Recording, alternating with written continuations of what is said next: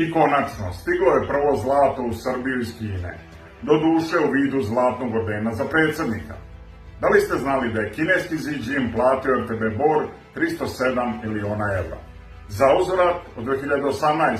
uzeli su nam čak 3,92 milijarde evra čistog profita. Samo u 25. rekordnih 1,65 milijardi evra. Srbija dokazano gubi milijarde, ali zato orden lepo sija.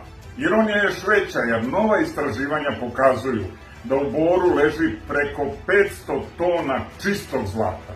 Umesto da zaradimo, mi smo strancima poklonili naše blago za mizernu rudnu rentu od 5%. Poređenja radi, evropski prosjek je preko 10%, a u svetu ide i do 18%.